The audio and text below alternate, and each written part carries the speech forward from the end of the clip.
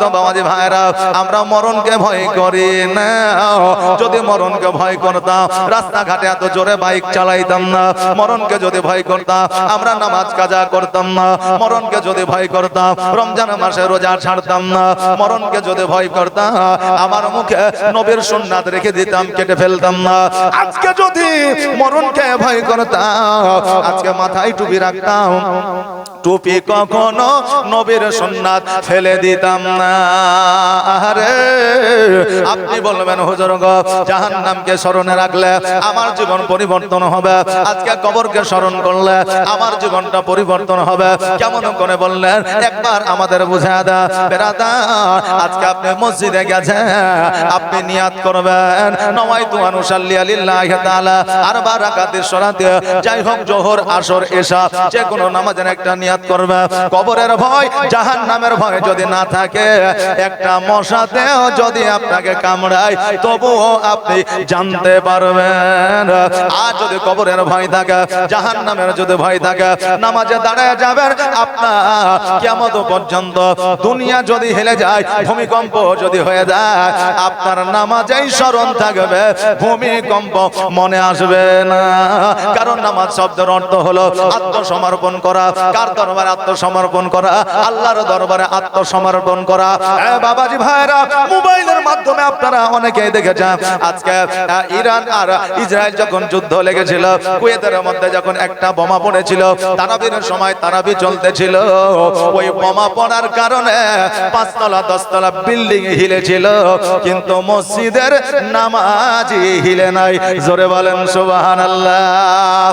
এরই নাম হলো মুসলমান, এরই নাম হলো ইমানদার, এরই নাম হলো নামাজে, এরই নাম হলো নবীজির উম্মত। বাবারে আজকে আপনাদেরকে বলে দিয়ে যায়, যারা ইসলাম তো আপনার ইসলাম ধর্ম কবুল করেছিল, যাদের জীবনটা পরিবর্তন হয়েছিল, নবীজি আমার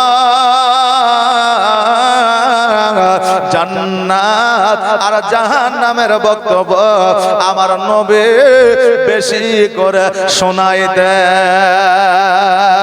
এখন আপনি বলবেন জাহান্নামের ওয়াজ বেশি করে শোনাইতেন কারণ মানুষ জাহান্নামের কথায় মানুষের জীবন পরিবর্তন ঘটে।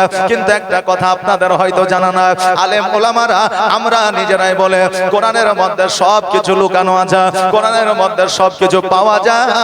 কিন্তু বাবা একটা কথা আপনাদের বলে দিয়ে যায়, প্রমাণ নিয়ে নেবেন, বড় বড় আলেমকে জিজ্ঞাসা করে নেবেন। এই জাহান্নামের কথা কোরআনে মাত্র 3% আছে, 97% কোরআনে লেখা না।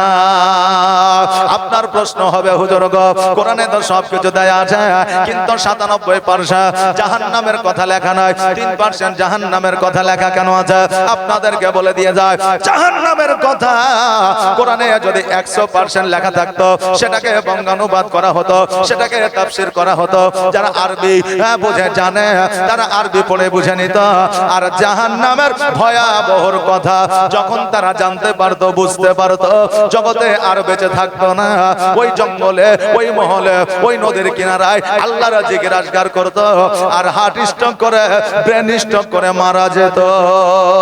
এই জন্য আমার আল্লাহ তাবারাক তাআলা সামান্যতম জাহান্নামের অগ্নিকাণ্ড, জাহান্নামের ভয়াবহতা আজকে আপনাদেরকে জানিয়ে দিয়েছে। বাবাজি ভাইরা, আপনাদেরকে জানিয়ে দিয়ে যেতে চাই, আজকে সামান্য রাস্তা দিয়ে চলতে গিয়ে কোনো একটা ব্যক্তি যদি দুর্ঘটনা যদি আপনার পড়ে যায়, অ্যাক্সিডেন্ট যদি হয়ে যায়, শরীরটা যদি রক্তাক্ত দেখা যায়, অনেক মানুষ দেখলে তার প্রেসার হাই হয়ে যায়, অজ্ঞান হয়ে যায়, শরীরটা থরথর করে কাঁপতে থাকে না, থাকে না, তাদের হার্ট দুর্বল। এরে আমার বাবারা, আজকে ওই জাহান্নামের ভয়াবহতা যখন আপনি জানতে পারবেন, বুঝতে পারবেন, যখন আপনার মনে থেকে আপনি সেই খবরটা নিতে যাবেন, আপনার দিলে আপনার অন্তরে ভয় আসবে। আর আপনার দিলে আপনার অন্তরে যদি ভয় আসে, আপনার জীবন পরিবর্তন হয়ে যাবে। জাহান্নামের আগুনকে যতক্ষণ পর্যন্ত ভয় না করবে, কবরকে যতক্ষণ পর্যন্ত ভয় না করবে, কবরকে যতক্ষণ পর্যন্ত স্মরণ না করবে, কবরকে যতক্ষণ পর্যন্ত আপনি ইয়াদ না করবে, ততক্ষণ পর্যন্ত পর্যন্ত আপনার পরিবর্তন সম্ভব না। আরে আজকে জাহান্নামকে স্মরণ করে, কবরকে স্মরণ করে নামাজ পড়লে ওই নামাজে এক মনে হবে। আর বাকি জাহান্নামকে যদি স্মরণ না করিয়া, আজকে আল্লাহর কাছে নিজেকে আত্মসমর্পণ না করিয়া নামাজ যদি আদায় করে, আল্লাহর দরবারে, আল্লাহর ঘরে সিজদা দেওয়া হবে, ওই নামাজ আল্লাহর দরবারে কবুল হবে কি না কোনো গ্যারান্টি নাই। এখন আপনি প্রশ্ন করতে পারেন, হুজুর গো, আমরা মসজিদে যাই, নামাজের নিয়াত একই, নিয়াত একই ইমামের পেছনে। এই যে আপনাদের ইমাম আছে, আজকে কয়েকদিন ধরে আমার সঙ্গে কথা হচ্ছে ফোনে, বুঝলেন তো, যোগ্যতম একজন আলিম, যোগ্যতম একজন ইমাম, আমি ফোনে কথা বলেই বুঝে গিয়েছি ইনি শিক্ষিত মানুষ আছে। মানুষের মুখ দেখলে দেশের বার্তা পাওয়া যায়। আগের মানুষ বলতো, যে বলতো কি বলতো না, জি, মানুষের মুখ দেখলে দেশের মানুষ, দেশের বার্তা পাওয়া যায়। আমি ফোনে কথা বলে বুঝে গিয়েছি শিক্ষিত আলেম আছে, শিক্ষিত ব্যক্তি আছে। এই জন্য যোগ্যতম আলেমের পেছনে আপনি নামাজ পড়ছেন, এটা ঠিকই, কিন্তু আপনার উদ্দেশ্য যদি আপনার নিয়াত ঠিক না হয়, কিয়ামতের দিন এই আলেম আপনাকে জান্নাতে নিয়ে যেতে পারবে না। আপনি বলবেন, হুজুর গো, আমি একটা দায়িত্ব বেহাজাল ইমাম বলে এই ইমামের পেছনে নামাজটা পড়েছিলাম, জোহরের নামাজের নিয়াত করেছিলাম, নিয়াত করেছেন এটা ঠিকই, কিন্তু মনের বাসনা তো আলাদা ছিল, এই জন্য নিয়াত ক্যান্সেলেশন হয়ে যাবে, আসল নিয়াত আপনার অন্তরে থাকবে না। বাবা ভাইরা, আপনি বলবেন মসজিদে তো আমরা যাই সঠিকভাবে নামাজ আদায় করতে, আজকে বর্তমানে মনে কিছু নেবেন না, বর্তমানে অনেক মানুষ অনেক নিয়াতে মসজিদে নামাজ পড়তে যায়, কেউ লোক দেখানো নামাজ পড়তে যায়, কেউ সেক্রেটারি হওয়ার জন্য যায়, কেউ কেশিয়ার হওয়ার জন্য যায়, কেউ যুবক যারা আছে তারা হয়তো অনেকে বিবাহ করার জন্য যায়। আপনার সুন্দর যুবতী পাওয়ার জন্য মসজিদে যায়, বিবাহ যখন হয়ে যায় ওই যুবককে আর খুঁজে পাওয়া যায় না। আরে ওই নামাজের মধ্যে আমাদের নিয়াত আলাদা থাকে, যতই আরবি নিয়াত করি না কেন। আবার অনেক মানুষ আছে রিটায়ার্ড পারসন হয়েছে, সন্তানেরা বড় হয়েছে, বৌমা এসেছে, এখন বৌমার সন্তান বলছে, আব্বা বয়স তো হইলো, মসজিদে যান, নামাজটা পড়ে না। এখন বলছে, আমিও পারি না, তোরাও জানি না, যা মসজিদে যাবো, মানিজ্যতের ব্যাপার। এখন ও যদি নিয়াত করে নয় তো আনুসাল্লি আলিল্লাহি তাআলা রাকাতের সালাতে, নিয়াতটা কোন জায়গায় যাবে? কারণ আল্লাহর ভয় নয়, সন্তান আর বৌমার ভয়ে মসজিদে যায়, আর নিয়াত হবে নয় তো আনুসাল্লিয়া লিল্লাহি তাআলা রাকাতের সালাতে, ছেলে বৌমার জ্বালাতে আমিও পারি না, ইয়ারাও ছেড়েন, আল্লাহু আকবার। কি বুঝলে? এই জন্য সন্তানের ভয় নয়, জগতের ভয় নয়, সেক্রেটারি হওয়ার জন্য নয়, সভাপতি হওয়ার জন্য নয়, আলেমের কাছে সঠিক বান্দা, সঠিক মুসল্লি হওয়ার জন্য নয়, আল্লাহকে রাজি করার জন্য, আল্লাহর ভয়ে, কবরের ভয়ে, জাহান্নামের ভয়ে ওই খোদার মসজিদে যান, আপনার ইবাদত গ্যারান্টি সহকারে আল্লাহর দরবারে কবুল হবে। বাপজি ভাইরা, আজকে আপনাদের কাছে বলে দিয়ে যা, ইবাদত কাকে বলে, ইবাদত কাকে বলে, ইবাদত কাকে বলে আপনাদের একটু ছোট্ট করে শোনায় দিয়ে যায়। এরপরে আমি একটু জীবনের দিকে আগিয়ে যাব, যেহেতু আমি জীবনী বক্তা, বুঝলেন না? এই জীবনের সাথে সাথে একটু প্র্যাকটিক্যাল জ্ঞানের আমাদের দরকার আছে না নাই বাবা? আছে। আজকে হযরত আলী রাদিয়াল্লাহু তাআলা আনহু যুদ্ধের ময়দানে গেছে, যুদ্ধের ময়দানে যাওয়ার পরে হযরত আলী রাদিয়াল্লাহু তাআলা আনহুর জান মুবারকে একটা তীর ঢুকে গেছে, অর্ধেকটা এই পারে আছে, অর্ধেকটা ওই পারে আছে। এখন ওই তীরখানাকে অন্যান্য সাহাবীরা আপনার বার করার চেষ্টা করতে আসা। বাবারে, আজকে আমরা পাড়া প্রতিবেশীরা যখন রাস্তাঘাটে চলি, বড় এর যখন কাটা আমাদের পায়ে বিঁধে যায়, আমাদের বাপ মা যখন বের করতে যায়, কতই না জ্বালা যন্ত্রণা হয়, কিন্তু বাবা একটা তীর যখন চাং মুবারকে আপনার ঢুকে যায়, ওই তীরখানা বার করতে গেলে না জানি কত কষ্ট হয়। আমার হযরত আলী রাদিয়াল্লাহু তাআলা আনহু তীরখানাকে যেন বার করতে দেয় না। আমার আল্লাহ বলে, হাবিবে গো, ওই তীরখানা আজকে কেন কিয়ামত পর্যন্ত যদি বার করার চেষ্টা করে, ওই তীরখানা বার হবে না। আমার আলী রাদিয়াল্লাহু তাআলা আনহু যখন নামাজে দাঁড়ায় যাবে, তখন তীরখানাকে বার করবে। আমার আলী রাদিয়াল্লাহু তাআলা আনহু, এই দেখেন বাবা, আসরের নামাজে আপনার দাঁড়িয়ে গেছে, মসজিদে যেমন আজান হয়ে যায়, আল্লাহু আকবার, আল্লাহু আকবার, আল্লাহু আকবার, আল্লাহু আকবার। আজান যখন শুরু হয়ে যায়, নামাজে দাঁড়িয়ে গেছে, আজান মসজিদে হবে রে। আর যদি মুমিন হয় তারা জলদি করে কাজ কর্ম ছেড়ে দিয়ে মসজিদে গিয়ে হাজির হবে। আর যারা জগতের মধ্যে বেনামাজি হবে, এইদিকে মসজিদে বলবে হাইয়া আলাস সালাহ, আর এইদিকে বেনামাজি বলবে ইমাম মসজিদ মসজিদ তোরাই চালা। বাপজি ভাইরা আমার মায়েরা, আজকে হযরত আলী রাদিয়াল্লাহু তাআলা আনহু নামাজে দাঁড়িয়ে গেছেন, আর আমার নবীজির সাহাবীরা ওই তীরখানাকে বাবা পার করে নিয়েছে। তীরখানা যখন পার করেছে, আপনার জাং মুবারক যত আপনার মাংসগুলো ছিল সমস্ত মাংসগুলো যেন পার হয়ে গেল। সঙ্গে সঙ্গে আপনার কাপড় দিয়ে ওই জায়গাটা বেঁধে দেওয়া হলো। আলী রাদিয়াল্লাহু তাআলা আনহু আপনার সালাম ফিরায় দিলেন, আর সালাম ফিরায় দেওয়ার পরে আলী বলতেছে এই আমার নবীর সাহাবীরা, আজকে আমার জাং মুবারক থেকে তোমরা কি তীরখানা বের করেছো? সাহাবীরা বলে আলী রে, আজকে তোমার জাং মুবারক থেকে তীরখানা আমি বের করেছি। ও আলী, আজকে তুমি কি জানতে পারো না, বুঝতে পারো না? আলী বলতেছে খোদার কসম করে বলি, আমার জাং মুবারক থেকে যখন তীরখানা তুমি বার করেছো, একটু পর্যন্ত আমি জানতেও পারি নাই। জোরে বলেন সুবহানাল্লাহ। সাহাবীরা বলে আলী শোনো, আজকে জগতের মানুষ নামাজ আদায় করে, তাদেরকে মশাই কামড়ালে জানতে পারে, আর তুমি কেমন নামাজ পড়ো, একটা মস্ত বড় তীর বার করলেও তুমি জানতে পারো না। আলী বলে সাহাবীরা, আমি যখন নামাজে দাঁড়িয়ে যা আল্লাহর কাছে আত্মসমর্পণ করে দে, তখন আল্লাহর সঙ্গে আমার মনের কানেকশনটা করে দে, আল্লাহ ছাড়া আমি আর কিছু দেখতে পাই না। জোরে বলেন সুবহানাল্লাহ। তবে শোনো রে, নামাজের মধ্যে আমার তীরখানা বার করতে হবে, এই কথা কে বললো? বলে আমার আকা মাওলা মুহাম্মদ রাসূলুল্লাহ সাল্লাল্লাহু তাআলা আলাইহি ওয়াসাল্লাম এই কথা আমাদেরকে বলেছে। আজকে হযরত আলী রাদিয়াল্লাহু তাআলা আনহু বলে শোনো আমার নবীর সাহাবীরা, এই জন্য আমার নবী হলো ইলমের ঘর, আর আমি হলাম ইলমের দরওয়াজা। জোরে বলেন সুবহানাল্লাহ। আল্লাহ নবী গো আল্লাহুম্মা সাল্লি আলা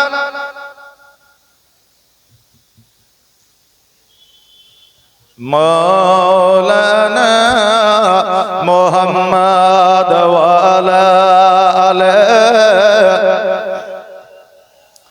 মাওলানা মুহাম্মদ। এই জন্য বলছে আল্লাহর নবী গো, নূরের নবী গো, কোন সাধনে পাইব আপনার মন। আল্লাহর নবী গো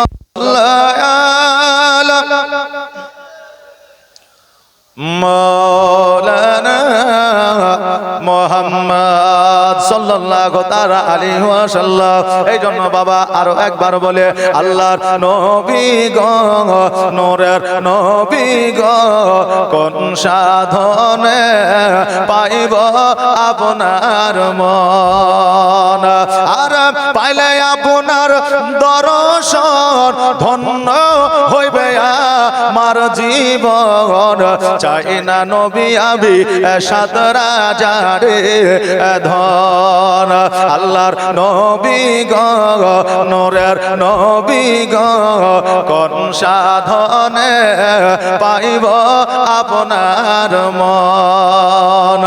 আর পিতা আপনার আবদুল্লাহ, মাতা আপনার আমিনা, দুধমা আপনার দাইমা হালিমা।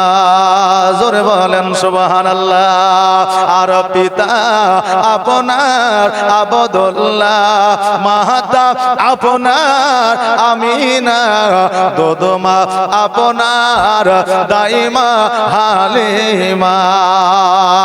আর কুরাইশ বংশে জন্ম আপনার, রাত্রিতে হইলেন সাওয়ার, মেরাজেতে নবী হইলেন রওয়ানা।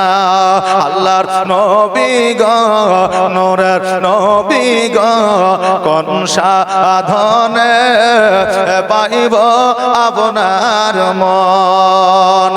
বাবাজি ভাইরা, বাবা লক্ষ্যপাত করে শুনবে, আবহাওয়া যেহেতু খারাপ, মাইক মানে দোষ নাই, প্যান্ডেল वाला দোষ নাই, বক্তারও দোষ নাই, নাকি না কারো দোষ আছে। আবহাওয়া খারাপ তাই একটু ইলেকট্রিকে হয়তো প্রবলেম করছে, এই জন্য মাইক ম্যানে একটু ডিস্টার্ব হচ্ছে। তবে এতে মাইক ম্যানেরও ক্ষতি হয়েছে, বক্তারও ক্ষতি হয়েছে। মানে যে জোশ আছে জোশটাও চলে যাবে, শ্রোতার যে জোশ আছে ওটাও ঝলসে যাবে। এই জন্য একটু দরকার হলে এই ডিজি না জেনারেটর না কি বলছে ওটা একটু চালিয়ে রাখেন। হ্যাঁ, কারেন্ট আসুক বা যাক ওতে কোনো ওই দিকে লক্ষ্য করে লাভ নাই। একটু ডিজি এটা একটু চালিয়ে রাখেন যাতে কারোরই একটু অসুবিধা না হয়। সুবহানাল্লাহ। আর একবার মহব্বতের ছোট্ট করে দরুদ পড়েন, আল্লাহুম্মা সাল্লি মাওলানা মুহাম্মদ ওয়া আলা আলি মাওলানা মুহাম্মদ সাল্লাল্লাহু তাআলা আলাইহি ওয়াসাল্লাম। বাবা রে ভাইরা আমার, আলী রাদিয়াল্লাহু তাআলা আনো বলে শুনরে সাহাবীরা, আজকে নবী আমার সব কিছুই জানে। আজকে নবী মুস্তাফা সাল্লাল্লাহু তাআলা আলাইহি ওয়াসাল্লাম জানে নামাজের মাধ্যমে আলীর তীরখানা যদি বার করো, আলী নিজেও কিছু জানতে পারবে না। বাবাজি ভাইরা, আজকে সেইভাবে আমাদের নামাজ পড়তে হবে, তবে আমাদের নামাজ গ্যারান্টি সহকারে আল্লাহর দরবারে কবুল হয়ে যাবে। আর বর্তমানে আমরা যেভাবে নামাজ পড়ে, এই নামাজে শয়তান খুশি হয়, আল্লাহ আপনার খুশি হয় না। বলবেন কেমন করে? এই দেখেন গরমের দিন আসলো, অনেকে যে মসজিদ আল্লাহু আকবার এক রাকাত নামাজ পড়ার পর তাকিয়ে দেখবে ফ্যানের সুইচটা দিতে ভুলে গেছে, নামাজ ছেড়ে আগে সুইচটা দিবে, তারপর আবার নামাজে দাঁড়াবে। এইরকম মুসল্লি অনেক আছে বাবা। মান ও সম্মান এমন ভাবে জগতের মানুষ আপনাকে দেবে, আপনি নিজেও বুঝতে পারবেন না এ আমার বদনাম করলো, নাম করলো। বর্তমান পরিস্থিতি, কারণ একজন জামাই শ্বশুর বাড়িতে গেছে, এখন শাশুড়ি বলতেছে ভাত খেয়ে তারপরে বাড়ি যাবা। এখন শাশুড়ি ভাত দিয়েছে, সঙ্গে মুরগির গোস্ত দিয়েছে। এখন জামাই বলছে মা, গোস্ত রান্না করার কি দরকার ছিল, সবজি দিয়ে ভাত খেয়ে বাড়িতে চলে যেতাম। এখন শাশুড়ি বলছে বেটারে, আমার বাড়িতে 15 থেকে 16টা মুরগি, একটা কাটলাম তো কি হলো, জানবো শিয়াল কুকুরে খাইয়ে নিয়েছে। জামাইকে বলছে যে একটা কাটলাম তো কি হলো, জানবো শিয়াল কুকুর একটা খাই নিয়েছে। এখন জামাই চিন্তা করছে, কনফিউজ হয়ে গেছে যে আমাকে শিয়াল কুকুর বললে না উদাহরণ দিলে আর বুঝতে পারছে না। এইরকম জগতের মধ্যে বন্ধু বান্ধব আত্মীয় স্বজন আছে, এমন ভাবে আপনার সম্মান করবে আপনি নিজেও বুঝতে পারবেন না। আসলে এরা দুশ্মনী করছেন।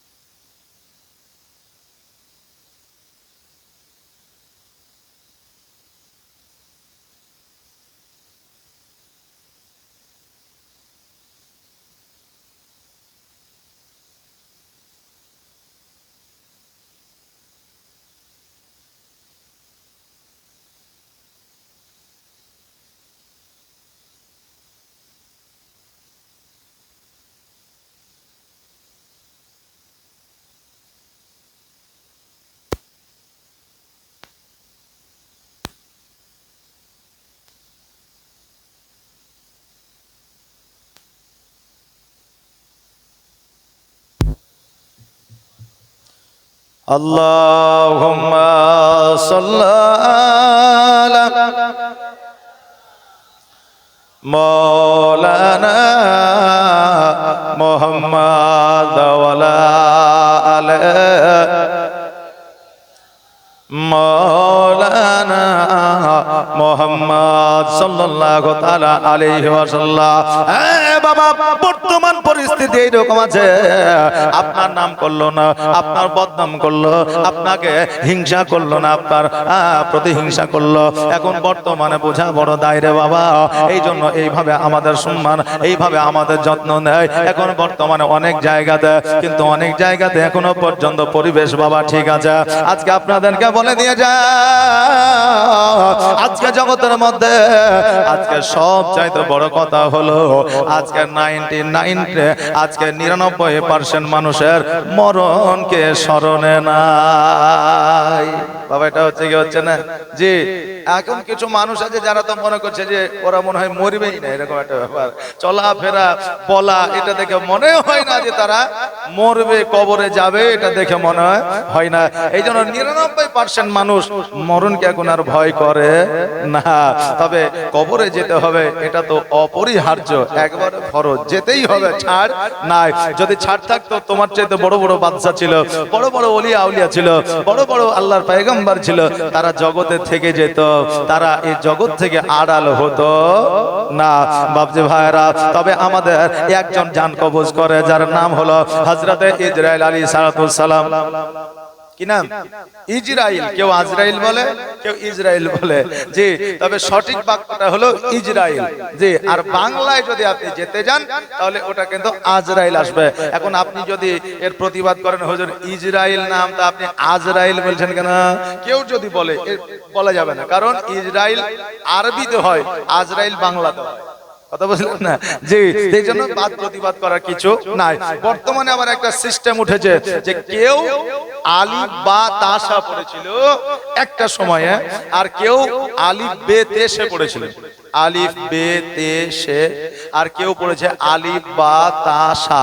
এই নিয়ে দেখবেন আমাদের মা বোনদের মধ্যে একটা সমস্যা হয়, মা বোনদের মধ্যে একটা সমস্যা, আমরা আলিফ বা তাসা পড়েছি এটাই ঠিক, আলিফ বে তে সে তোরা পড়ছি এটা ঠিক লয় বলে কি বলে না? দুটোই ঠিক জি, দুটোই ঠিক, দুটোই পড়া। এটা তো অক্ষর চেনার জন্য পড়ানো হয়, তাই না? কিন্তু আলিফ বা তাসা যেটা পড়ে এটা মাখরাজ করে পড়ে, এটা পড়লে ওই শুরু থেকেই মাখরাজ শেখা যায়। আলিফ বে তে সে পড়লে ওকে পুনরায় পরবর্তীতে কোরআন তেলাওয়াতের সময় আবার মাখরাজ ওকে শেখাতে হয়। এই জন্য কোনোটাই আপনার খারাপ নয়, এ নিয়ে বাদ প্রতিবাদ করার কিছু নাই। এমনও কিছু জগতের মধ্যে আছে দুটোই ঠিক, কিন্তু এই নিয়ে আমাদের মধ্যে তর্ক বিতর্ক আছে বাপজি ভাইরা আমার। আমার হযরত আলী রাদিয়াল্লাহু তাআলা আনহু বলে, আল্লাহর নবীর সাহাবীরা শুনে নাও, শুনে নাও, আজকে যাদের মধ্যে মরণের ভয় থাকবে তারা মসজিদে গিয়ে নামাজে দাঁড়াবে। মসজিদে নামাজে অবস্থায় যদি তাকে কতল করে দেওয়া হয় তবুও সে জানতে পারবে না, তবুও সে বুঝতে পারবে না। হযরত ইসরাইল আলাইহিস সালামকে হযরত জিবরিল আমিন জিজ্ঞাসা করে, ইসরাইল শোনো রে, আজকে জগতের মধ্যে তোমাকে জান কবজ করার দায়িত্বখানা দেওয়া হয়েছে।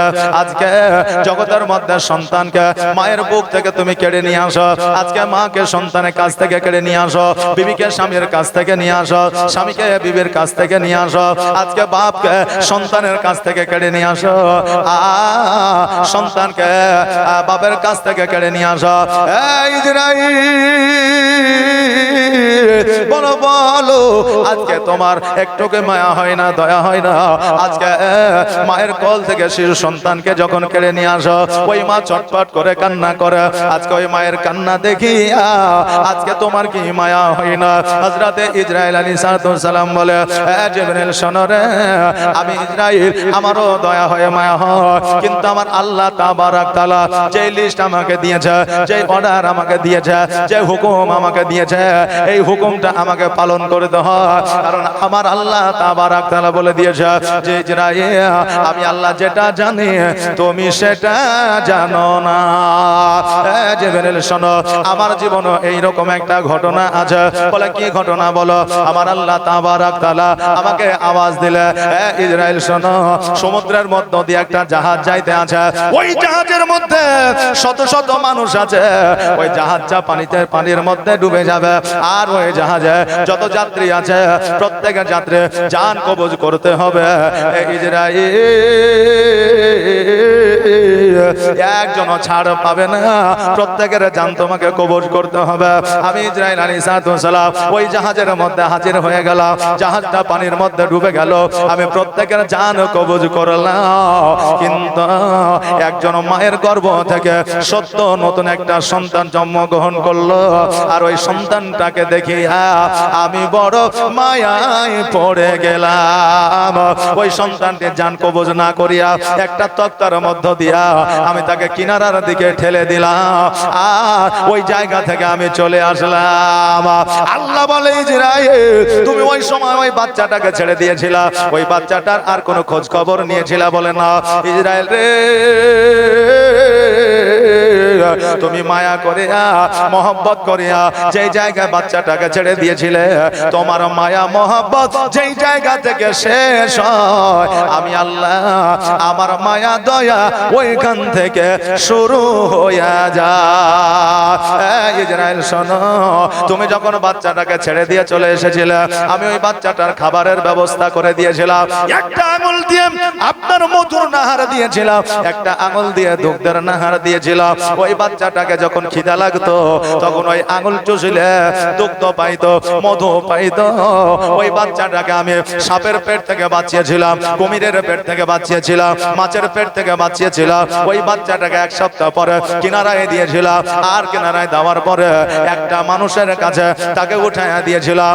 একটা ও মানুষটা সাধারণ মানুষ ছিল না, ওই মানুষটা ছিল ওই দেশের তখনকার বাদশা। আজকে ওই বাচ্চাটার মা ছিল না, বাবা ছিল না, ওই বাচ্চাটাকে বাচ্চার কোলে উঠাইয়া দিলাম। ওই বাচ্চা লালন পালন করলো, ওই বাচ্চাটাকে আপনার লালন পালন করে বড় করলো। আজকে বড় হইয়া যুবক হয়েছে। আজকে ওই বাচ্চা যুবক হওয়ার পরে আমি আল্লাহ আমার সঙ্গে সে পাল্লা দিয়েছে। ইসরাইল শোনো রে, আজকে সে আমার মতো জান্নাত বানিয়েছে। আজকে আমি আল্লাহ আমাকে বাদ দিয়া সে নিজেকে খোদাই দাবি করেছে। আজকে সারা পৃথিবীর শাসন সে করেছে। আজকে সেই যুবক আজকে নিজেকে আল্লাহ বলে দাবি করেছে। ইসরাইল আলাইহিস সালাম বলে, আল্লাহ আমি ওই বাচ্চাটাকে ছেড়ে দিয়েছি, আজ পর্যন্ত বাচ্চাটার খবর জানি না, না জানি ওই বাচ্চাটার নাম কি একবার বলা যাবে না। আজকে সে বড় হয়ে গিয়েছে। আল্লাহ তাবারাক তাআলা বলে, ইসরাইল শোনো রে, আজকে যে বাচ্চাটা যুবক হয়েছে, আমি আল্লাহ আমার সঙ্গে পাল্লা দিতে আছে। ওই যুবকের নাম আর কিছুই না, তার নাম হলো সাজ্জাদ বাদশা। জোরে বলেন নাউজুবিল্লাহ। ইসরাইল বলে, আল্লাহ আগে যদি আমি জানতাম সেই দিনে তার জান কবজ করে নিয়ে আসতাম। যদি জানতে পারতাম আপনার সঙ্গে পাল্লা দিয়া সে নিজেকে খোদাই দাবি করবে, আমি সেই দিনই তার জানটা কবজ করে নিতাম, তাকে জগতে বাঁচিয়ে রাখতাম না। আল্লাহ বলে, ইসরাইল আমি অর্ডার দিয়েছিলাম, হুকুম দিয়েছিলাম, মায়ায় পড়ে তাকে ছেড়ে দিয়েছিলাম, আর আমি এর জন্য তোমাকে দেখানোর জন্য আমি আল্লাহ তাকে হায়াতে রেখেছিলাম, আমি আল্লাহ তাকে বাঁচিয়ে রেখেছিলাম। আমি তোমাকে আর কিছু বলি না। আজকে তোমার জান কবজ করে কিছু হবে না। আজকে ইসরাইল তুমি বোঝো, তুমি জানো, আমি আল্লাহ যেটা জানি তুমি সেটা জানো না। অতএব আজকে থেকে আমি আল্লাহ যে অর্ডারটা করব, সেই অর্ডারটা কখনো যেন ফেলওয়ার না হয়। বাবা রে ভাইরা, আমরা যেটা জগতের মধ্যে ভাবি, আমরা যেটা জগতের মধ্যে চিন্তা ভাবনা করি, আমাদের চাইতে শত শত লাখ লাখ কোটি গুণ বেশি আমার আল্লাহ আমাদের জন্য ভেবেছে। জোরে বলেন সুবহানাল্লাহ। বাপজি ভাইরা, আমার মায়েরা, আজকে জগতের মধ্যে যারা মুমিন আছে, যারা মুত্তাকিন আছে, তাদের জগতের মধ্যে কোনো ভয় না। কেন না, কেন না, আমার আল্লাহ তাবারাক তাআলা আল কোরআনুল মাজিদের মধ্যে বলেছে, আল্লাহু ওয়ালিউল্লাযিনা আমানু ইন কুনতুম মুমিনিন। যারা মুমিন হয়, মুত্তাকিন হয়, সালিহিন হয়, সালিহা হয়, তাদের এই জগতে পরের জগতে কোনো বাধা বিপদ আসে না। এবার প্রশ্ন হতে পারে হুজুর গো, আজকে যারা মুমিন মুত্তাকিন হবে তাদের প্রতি বাধা বিপদ আসবে না, তবে আজকে আমরা মুসলমান জগতের মধ্যে আছে, আজকে আমাদের প্রতি অত্যাচার হয়, আজকে আমাদের প্রতি জুলুম হয়, আজকে আমাদের মসজিদ ভেঙে দেওয়া হচ্ছে, আজকে আমাদের মাজার ভেঙে দেওয়া হচ্ছে, আজকে আমাদের কালেমার পতাকা ছুড়ে ফেলে দেওয়া হচ্ছে। ওগো আলে, তবে এইগুলো কেন হচ্ছে আজকে আপনাদেরকে বলে দিয়ে যেতে চাই। আল্লাহ তাবারাক তাআলা বলেছে ইন্নাল্লাহা মা'আস সাবির, আল্লাহ বলছে যারা ধৈর্য ধারণকারী হয় আমি আল্লাহ তাদের সঙ্গী হয়ে যায়। বাবারে এই সমস্ত গুলো যেগুলো হচ্ছে এগুলো আমাদেরকে আমার আল্লাহ পরীক্ষা করেছে। জোরে বলেন সুবহানাল্লাহ। আমাদের ঈমান ও আমল শক্ত করতেছে।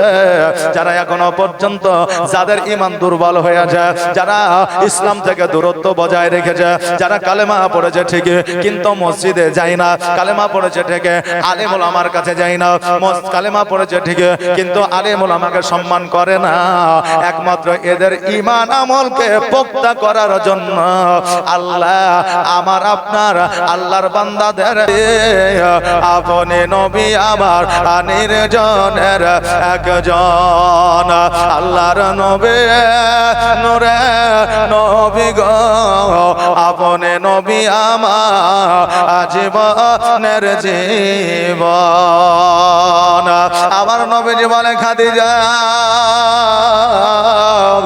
আজকে তোমার বাবার অট্টালিকা দান করে দিয়েছ, সোনাদানা মণিমুক্তা দান করে দিয়েছ, খাদিজা আজকে আমার খেজুর গাছের পাতার চাউনিতে বসবাস করতে আছো। খাদিজা তুমি একবার বলো বলো আমার বাড়ির চাইতে তোমার বাবার অট্টালিকায় বেশি সুখ শান্তি পেয়েছ? খাদিজা বলে ইয়া রাসূলুল্লাহ ওই কথা বলে আমাকে লজ্জিত করবেন না নবী গো, আমার বাবার অট্টালিকাতে রাজপ্রাসাদে আমি সুখ ও শান্তি পেয়েছি এটা ঠিক, কিন্তু আপনার খেজুর গাছের ছাউনিতে তার চাইতে কোটি কোটি গুণ বেশি আমি শান্তি পাই। জোরে বলেন সুবহানাল্লাহ। বাবা যে ভাইরা, ভালোবাসা যদি স্বামী আর স্ত্রীর মধ্যে থাকে গাছতলাতেও শান্তি পাওয়া যায়, আর ভালোবাসা স্বামী আর স্ত্রীর মধ্যে যদি না থাকে পাঁচতলাতেও শান্তি পাওয়া যায় না। বর্তমানের ভালোবাসা অভাব এসে যখন দরওয়াজায় দাঁড়ায়, ভালোবাসা মোদের জানালা দিয়ে পালা।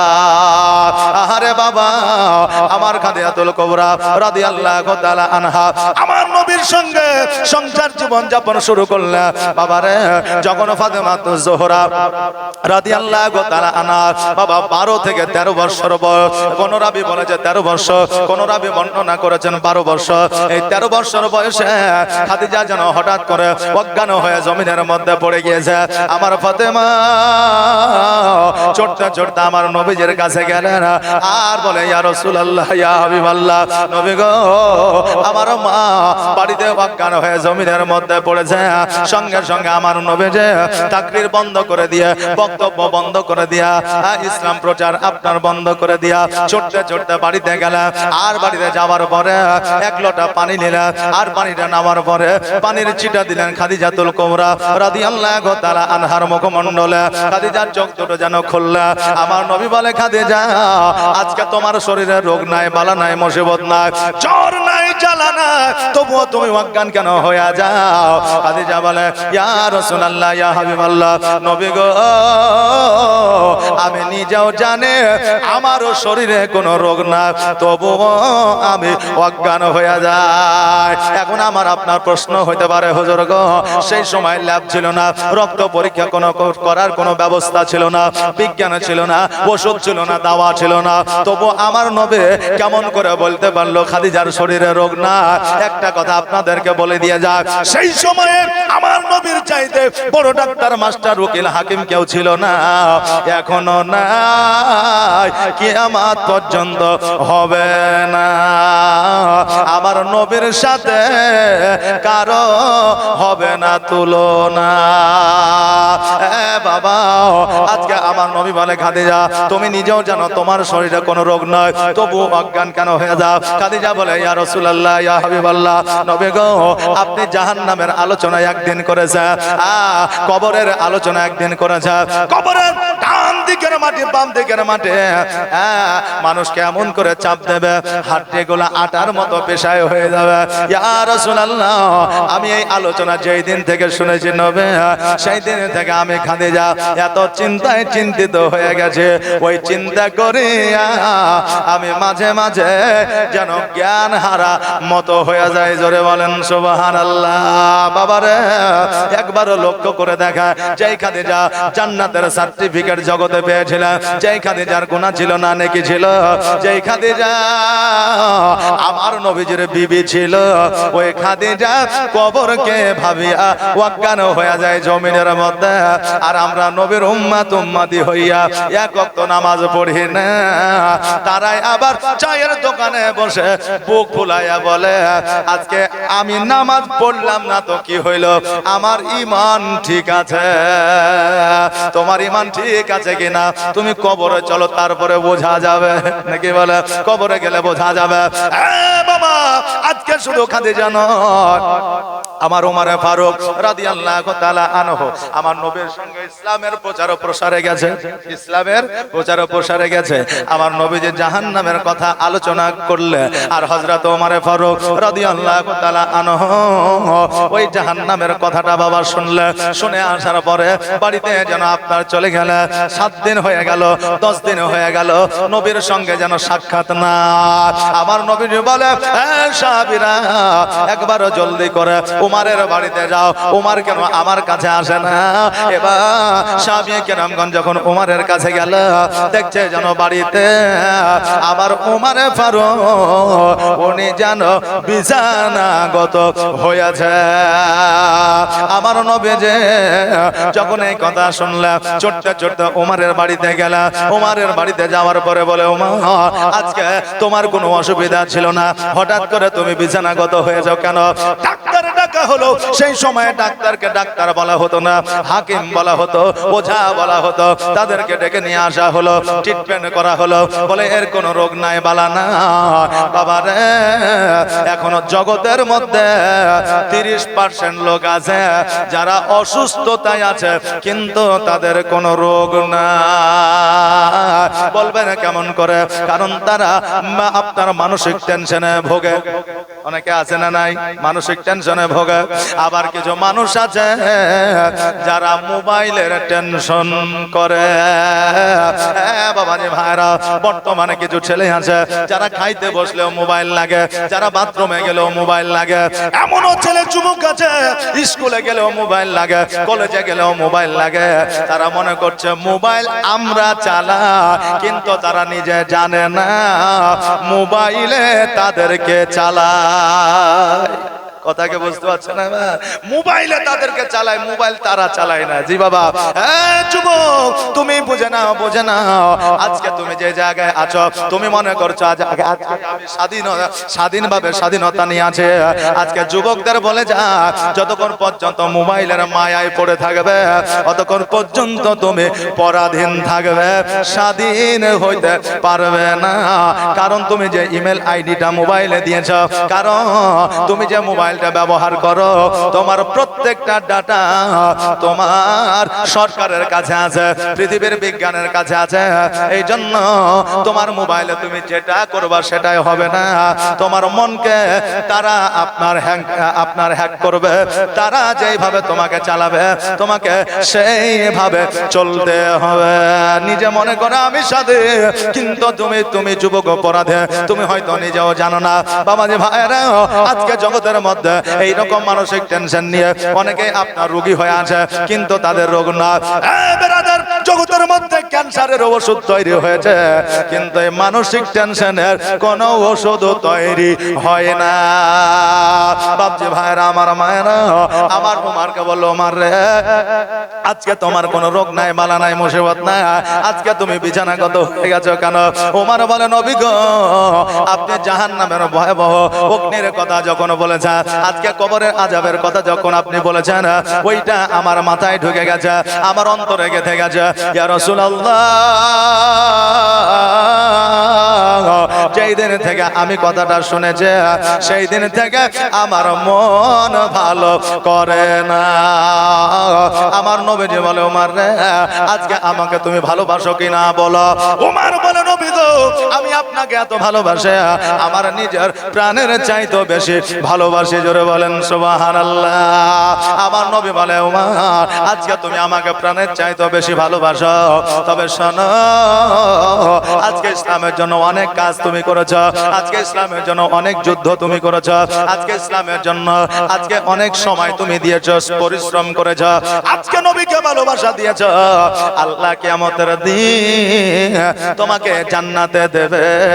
আর আমি নবী কথা দিলাম আমি নবী যখন জান্নাতে যাব তোমাকে সঙ্গে করে নিয়ে জান্নাতে যাব। ওমর বলে নবী গো আমি নিজেও জানে নবী আপনার মতো ভালো আমাকে কেউ বাঁচতে পারবে না।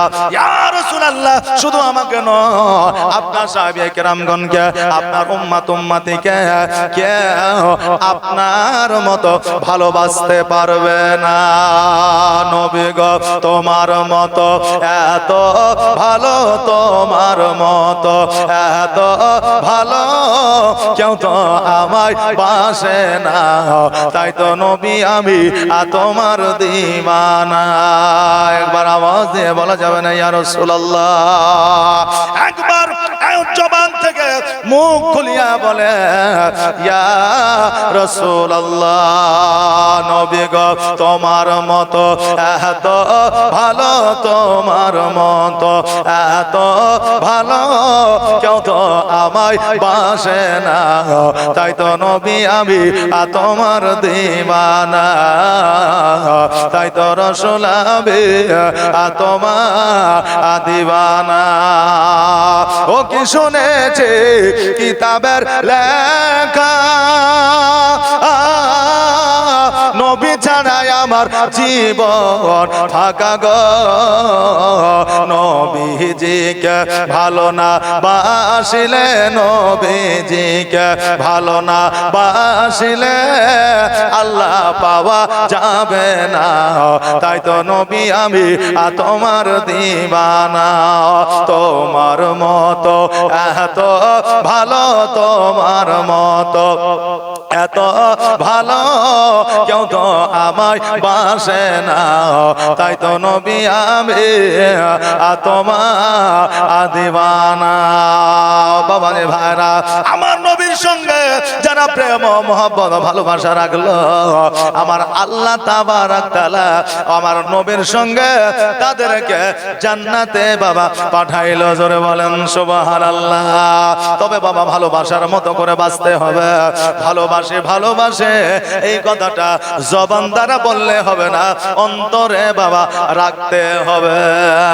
বর্তমান ভালোবাসা আজকে যদি বলে আমি তোমাকে ভালোবাসি তবে বাবা ভালোবাসা হয়ে যায় না। আই লাভ ইউ বললে ভালোবাসা হয়ে যায় না, আই লাভ ইউ আনলিমিটেড বললে ভালোবাসা হয়ে যায় না। অন্তরে মহব্বত বাবা রাখতে হবে। লোক দেখালেই ভালোবাসা পূর্ণতা পায় না, বুঝলেন না? যে একজনের বিবি মারা গেছে বুঝলেন হঠাৎ করে, তো তার দুদিন পরে গিয়ে তার বিবির কবরে হাওয়া করছে তার স্বামী। এখন গায়ের গ্রামের যুবক ছেলেরা চিন্তা করছে আরে এই যে চাচা তার স্ত্রীর কবরে হাওয়া করছে, তো এই তার স্ত্রীকে কত ভালোবাসে, চাচা তো পাগল হয়ে যাবে, চকে ধরে নিয়েছে। এখন চাচাকে ডাকতে গেছে বুঝলেন, এখন চাচা বলছে আমি যা করছি করতে দে, তোরা যেখানে যাচ্ছিস সেখানে যা। বলছে চাচা চাচিকে আপনি এত ভালোবাসেন? ও বলছে পাগল কোথাকার, ভালোবাসা টালোবাসা কিছু লয়। তোর চাচি যখন মারা যায় তখন আমাকে একটা ওসিয়ত করে গেছে। কি বলে ওসিয়তটা হলো আমি মারা গেলে তুমি তো বিয়ে করবা, এটা আমি জানি, তো কমসে কম আমার কবরটা যতদিন না শুকাবে কতদিন বিয়ে করিও না। এই জন্য আমি কবরে হাওয়া করছি যে ইমাম মানুষ আলেম মানুষ যেভাবে পানি মাইরেছে তাতে এখন শুকাইতে 10 থেকে 12 দিন সময় লেগে যাবে। এই জন্য আমি কবরে হাওয়া করছি যাতে তাড়াতাড়ি শুকায় আর আমার বিয়েটাও যাতে তাড়াতাড়ি হয়ে যায়।